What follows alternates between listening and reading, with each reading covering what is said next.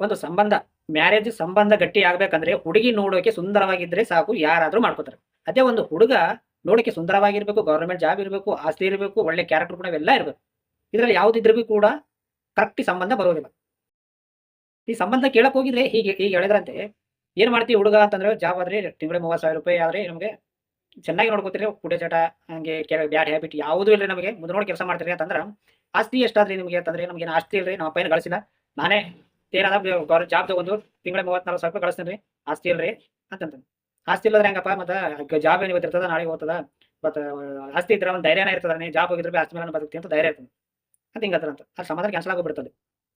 ಇಲ್ಲಿ ಏನಂತಂದ್ರೆ ಹುಡುಗಿ ನೋಡಕ್ಕೆ ಸುಂದರವಾಗಿದ್ರೆ ಅವಳಿಗೆ ಮಾಡ್ಕೊಳ್ಳೋಕೆ ತುಂಬಾ ಜನ ಇರ್ತಾರೆ, ಬರ್ತಾರೆ, ಸಂಬಂಧ ಬರ್ತದೆ. ಅದೇ ಒಂದು ಹುಡುಗನಿಗೆ ಆಸ್ತಿ ಇಲ್ಲ ಅಂತಂದ್ರೆ ಚೆನ್ನಾಗಿದ್ದ ಸಂಬಂಧ ಬರೋದಿಲ್ಲ.